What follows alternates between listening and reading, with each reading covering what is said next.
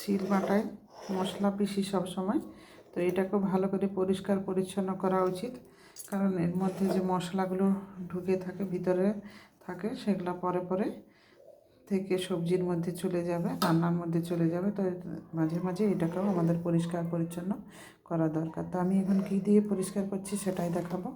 একটু ভীম সাবান নিয়ে নিয়েছি আমি, এতে একটা লেবু কেটে নিয়েছি। ভীম সাবানটা দিয়ে আগে ভালো করে ভীম সাবানটা লাগিয়ে নেব। ভালো করে লাগিয়ে নেব।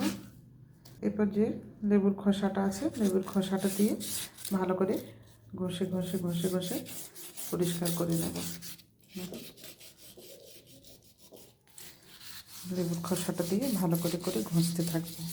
তাহলে যে এই যে মশলার মধ্যে মশলা বাটতে বাটতে প্রায় দিনে যে ময়লাগুলো জমা হয়ে থাকে বা গন্ধ করে, সেই গন্ধটা পুরি চলে যাবে লেবু দিয়ে পরিষ্কার করে দিলে। মাঝে মাঝে মাঝে মাঝে লেবুটা দিয়ে আমরা শিলটাকে পরিষ্কার করে নেব।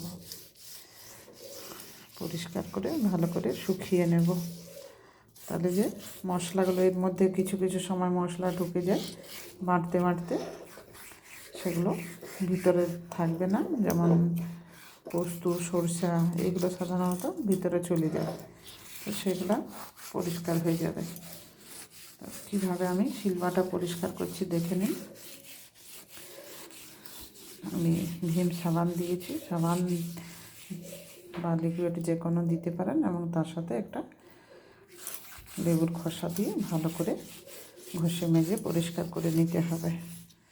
এর মধ্যে কোনো গন্ধ থাকবে না বা কোনো জীবাণু থাকবে না। সাইডগুলো আমি ঘষে নেব, পিছনটাও করে নেব।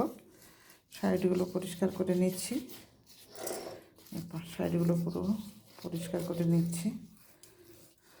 ঘষা মাজা হয়ে গেছে। আমি এখন জল দিয়ে ধুয়ে পরিষ্কার করে নেব ভালো করে।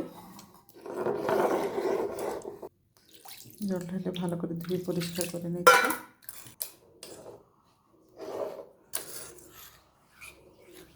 দেখুন কি সুন্দর পরিষ্কার হয়ে গেছে, ভালোভাবেই পরিষ্কার হয়ে গেছে।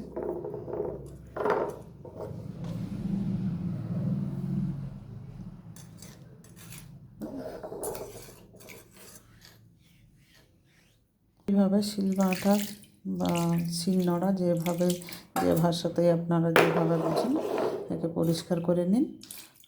আর এর থেকে রোগ জীবাণুর থেকে মুক্তি পান এবং সুস্থ শরীর থাকার জন্য। দেখুন পরিষ্কার হলো কি না বলুন তো।